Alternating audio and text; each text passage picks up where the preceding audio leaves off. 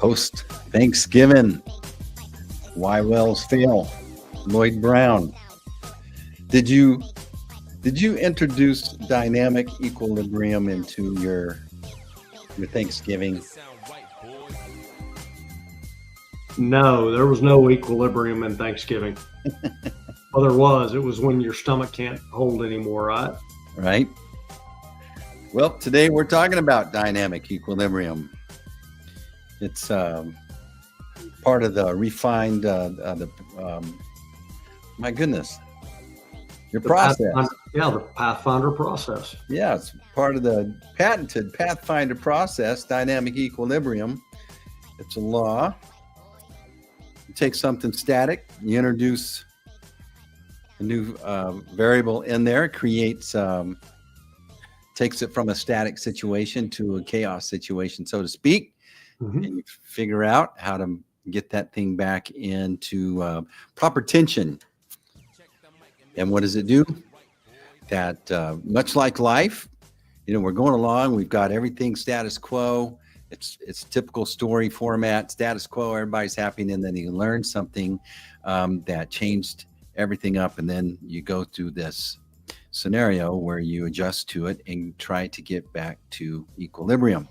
But it's the same thing going on down hole, and it's part of life.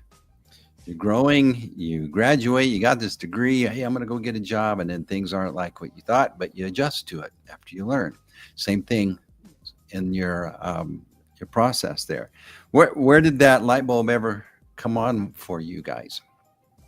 Well, we were looking at, and this is all the way back in 2016 and 17, we were trying to understand why a well, a second well on a lease, in the industry is called a parent. You have a parent-child effect. The parent wells were always drilled to hold the lease hold. So in oil and gas, you acquire the opportunity to drill a land from the mineral interest owner, and if you don't do it within a specific set of time, you lose it. So you lose the money you paid to have the opportunity to go get that. Well, back then, talk about dynamic, there was all kinds of people out buying and selling leases, and companies were going in and they were drilling one well and they were holding the acreage, but then they used that well as their standard on what all of the acreage was going to give them. And then when they came back later and they drilled the rest of the wells in like this section, 640 acre section, there would be the secondary wells never produced as good as the parent well, the first well. And it didn't make a lot of sense. There were all these theories out there behind it, because when you looked at the geology, you're like, there's no difference. There's the same amount of hydrocarbon here. And there was saying, hey, there's cross communication, which is true. There's all these different reasons that the child was not as good as the parent. But what we started looking at is, well, what else has changed? And the number one thing that had changed was when they were going in and drilling and completing the secondary wells on these leases, they were doing 4 and 5, 6 wells at a time, not just one. And so we started looking at how long the frac was staying displaced in the well, the number of days. And we started looking at, well, one of the consistent variables is when the acreage was being HBP'd, held by production, they would go in and drill it, frac it, open it up and go. And so there was a real short window that geology was sitting with the fluids on it, where the static equilibrium, which equilibrium is a law, a physical law, and it's where something has reached a place of stasis, that it's not in a change anymore. And all of these targeted areas in unconventional geology, they have taken millions of years to get to a place where there's just not a lot going on in them. There's been time, there's been pressure, there's been temperature, for a real long time on this geology, and it's converted organic material, plants, animals, sea life into hydrocarbon. Well, so we've got this geology that's in a place of stasis. We frack it and we take it from a static or a place of equilibrium, and we put it into disruption.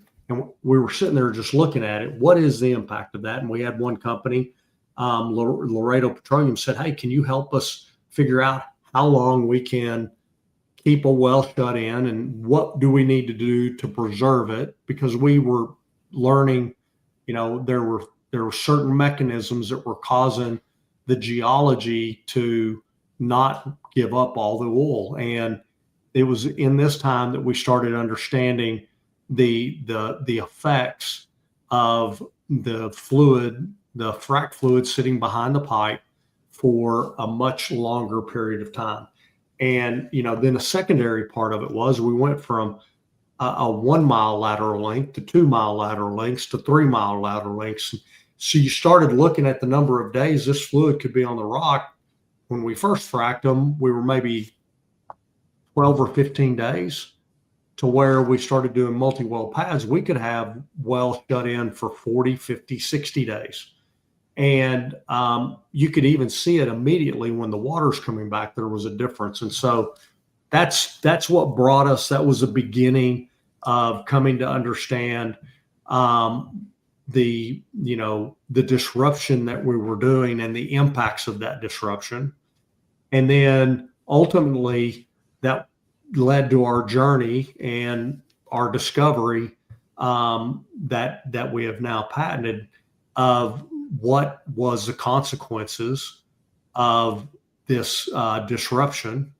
And we then learned the consequence and the mechanism of the disruption. And then we developed in a method of understanding how to suppress that disruption to keep the geology in a place where it wasn't completely degrading, generating H2S, CO2, and a lot of migratable fines from clays. We learned how to keep that and put it into a dynamic equilibrium. And the definition of dynamic equilibrium is keeping it in a state that it allows the geology to stay in a solid place, but still gives us the ability to mobilize and remove the oil and gas from the rock.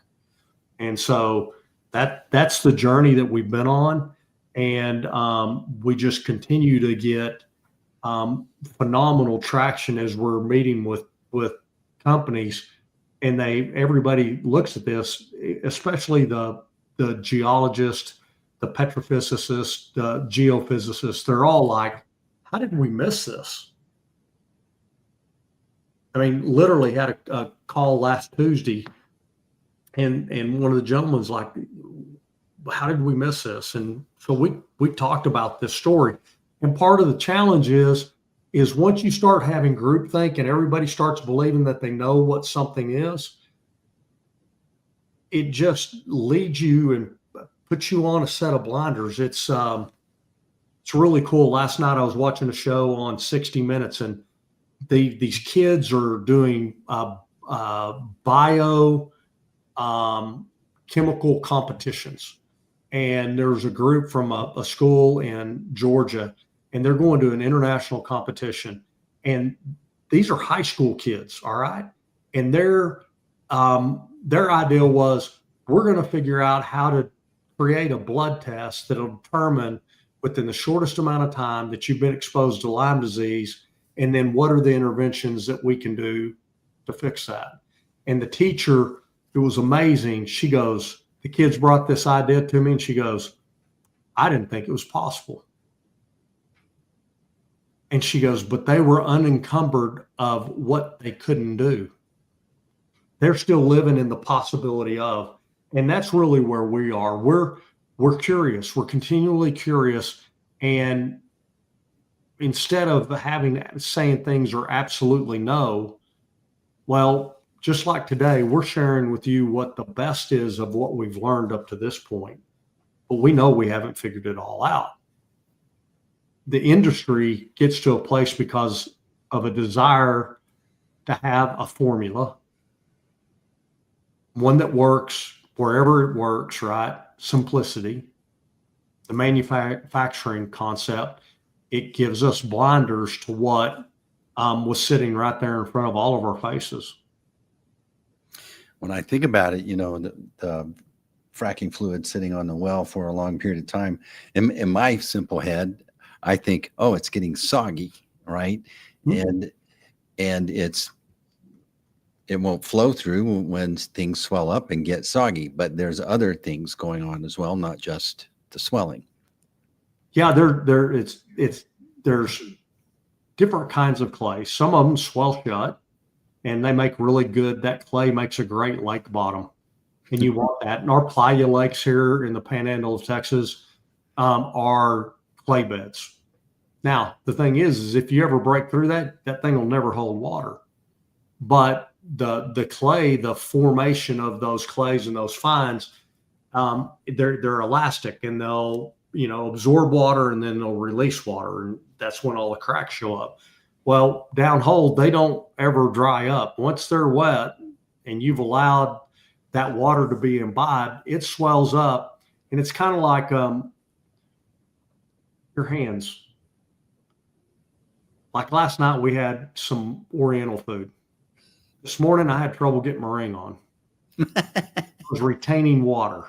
Well, you don't want your geology to swell up and retain water. That you don't want it to become bloated, because it really does. It keeps the ability of fluid to move back out, and that we use the term water block, but really it's the water is filled a space, and it's stacked upon itself, and it's made it to where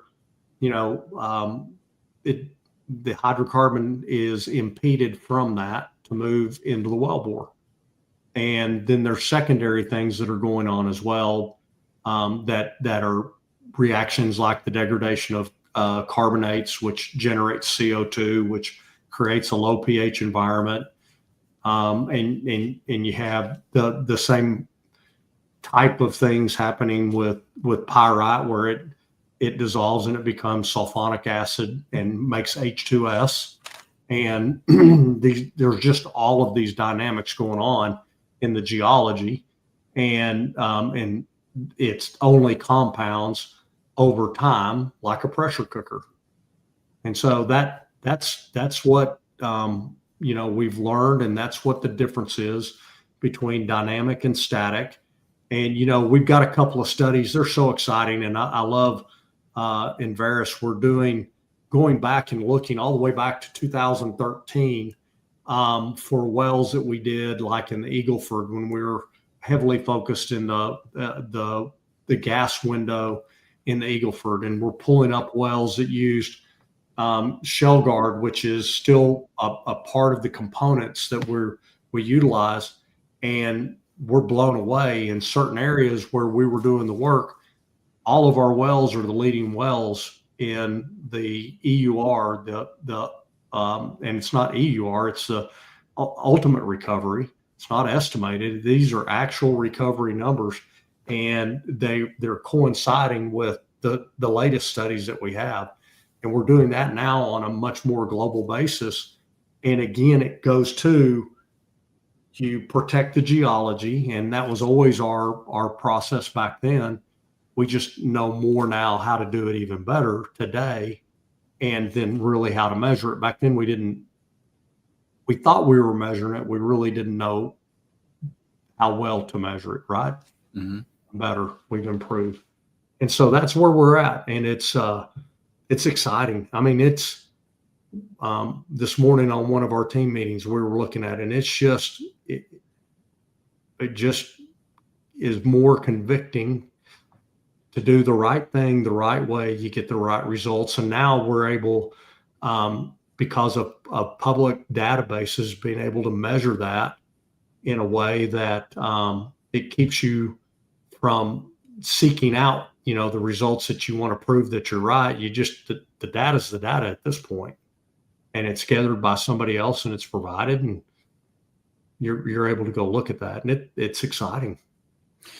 So the economies of scale of fracking that pad, not just drilling one, but to drill one and then many, the economies of getting that done and then moving on to the next. Using the Pathfinder process, does it elongate how long those wells can be closed in before they're pulled into production? It is an absolute benefit for the length of time that it's shut in. And yes, we can keep it, and we have some portions of our study showing upwards of 60 days and still having the same parallel performance when it's even been shut in a longer period of time. But again, you're working against, physical laws, thermodynamic laws that are working against you. And so the longer that you need to keep it in a place of protection and to guarantee that dynamic equilibrium, it's more difficult. So it buys a little time for get resources lined up and get those pulled into production. I'm sure there's a process where they're able to bring those online in a certain amount of time. But to know that using the Pathfinder process, it allows you a little bit of flexibility on getting those resources pulled. It does, and everybody wants to get the wells opened up because it's part of their cash flow, right? Mm-hmm.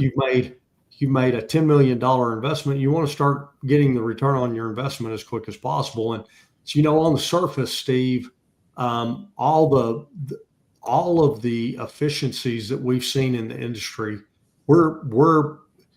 there is no real low hanging fruit on that side of the business to gain efficiencies. Now, and there was an article out yesterday.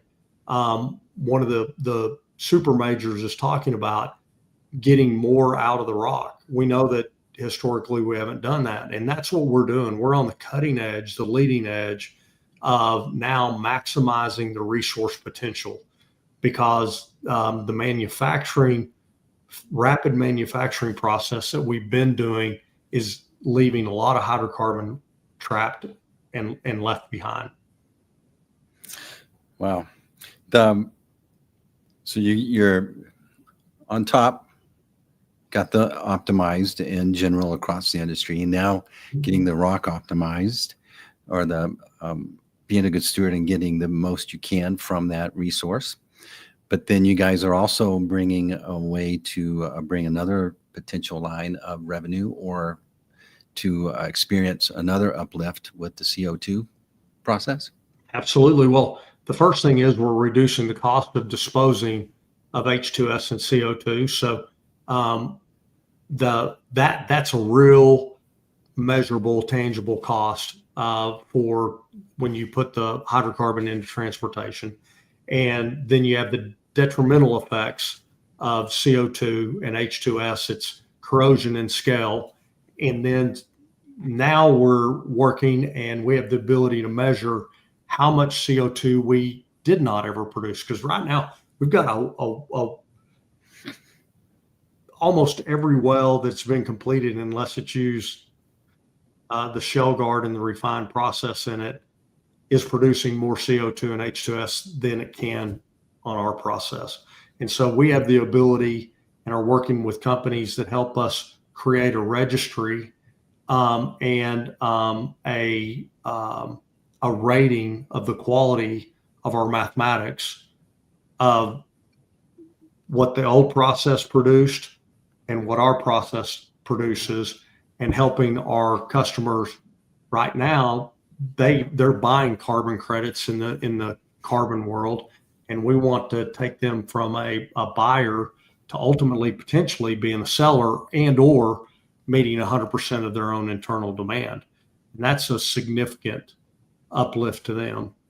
We're also in the process of helping identify what it means to be a responsibly resourced hydrocarbon, and it appears that we're going to have the ability for companies that use our process to be designated that for the wells that have used it, and that hydrocarbon can be sold to a refiner or processor for a bonus on that production to make more per barrel because they're using and will be certified as a low carbon producing company. Well, it's just think like a year ago, most people just had this expectation of the well, but now you guys are bringing to, just like you were talking about those kids that were unencumbered by what they couldn't do. Now you're unencumbering a lot of these your customers to be able to realize additional profits that they weren't aware of. Yeah, that's absolutely true. That's so cool. I think that's indicative of the era that we're entering now with AI. And yeah, I think we're able to take a lot of data and use that technology to recognize patterns that humans are oblivious to. Yeah, there's two sides of that coin, right? I still believe that the human mind has all the ingenuity, Creative power, yeah. from our creator. Mm-hmm. And our creator makes AI look stupid, right? I mean, well, think about it. Artificial intelligence means that there is an opposite and equal. That's natural, right. Natural Intelligence. And the concern is we want it to help us. We don't want it to disable us. Mm-hmm. And what I mean by that is disable our ability to think, because we can get a lot of patterns recognized, but why? And, the ability to solve the why, you have to be able to ask great questions for AI. And, you taught me this early on, Steve. You're one of the first ones that said prompting's everything. Mm-hmm. And that's part of what we're doing. Prompting is, what is the right question to ask? Right. And that again goes to curiosity. Mm-hmm. And that's what's exciting about this company and our team, is that, our inspiration is to steal Ted Lasso's line, which I think he stole from Walt Whitman. Be curious, right? Stay curious. And curiosity asks a lot of questions. So, and you think about it, a little kid, why? That needs to be us. And most of the time that's us. Sometimes we get stuck too. Yeah. Well, that's where the Pathfinder process was born out of, is asking why. It would seem to make a reason. I drilled a well here, it's producing X. The next well is going to do the same. But why? Why was it not? And then what did you do? You had to go to the data, look at it, and figure out what were the commonalities and the patterns. And now you're able to start clawing in all these additional public sources of data and reveal even more insights. But just having access to the data doesn't do anything until you start asking creative questions. Absolutely. And the other thing is, and this was a conversation a few weeks ago, there was a couple of wells that were being compared. And in that comparison, the comparison was requiring a normalization. One well was a 3 mile lateral, one was a 2. And there was this normalization factor for the barrels produced per lateral foot. You can't, for true scientific evaluations, you've got to create as equal a foundation and not grade on a curve. I always hated the classes that graded you on a curve. like set the standards right. Don't grade on the curve, because the curve's just a factor to make you feel good about what you're doing, right? And a curve's ultimately to make parents feel good about what their kids were getting graded on because they weren't learning what they needed to meet the standard of the time. Mm-hmm. Makes sense? Yeah, the standard was movable. Yeah, and the standard needs to be the standard, and that's what, the scientific method. And part of what I love about being and practicing great science is making sure that your standard is your standard, and you don't change what the standard says to meet what your desired outcome. The outcome is what it is. But if you're gonna place a test, all of the parameters of that test need to be as close to the same as humanly possible to be able to measure the results and do a compare contrast. So it makes me wonder, what was the standard that you landed on instead of per linear foot? Well, I mean, the wells need to be the same lateral length. You need to compare a 2 mile to a 2 mile or a 3 mile to a 3 mile, because there's other physical laws I won't go into, engineering laws, about how the quality of the fracture is at the toe of a 3 mile versus a toe at the 2. And it's about, pressure, fracture gradients, and things that right now I'm speaking really far outside of my area of expertise. And somebody's probably screaming at their screen if they're watching this right now. But ultimately you want to make sure you don't want to measure, Usain Bolt at 6'8", running, a set of hurdles against a 5'11" person. Oh, and let's normalize the height of the hurdles and all these different things. You don't do that. Everybody runs the same distance over the same height of hurdle, no matter what their physical is. That's why you're measuring who's the best. Same thing when we do a scientific method, we need to be measuring as close to the best and not normalizing or grading on a curve. So someone reaches out to you and we start, what's the process look like where we start figuring out what's the best plan for their situation? Well, the process is, let's learn about your geology. So number one is know the rock. So if we're able to get drill cuttings and run that through an XRF process, we're going to get a stratigraphical profile of your geology, and we're going to put that into our mathematical algorithms, and we're going to do a lot of mathematical equations that help us understand how disruption is going to impact that geology.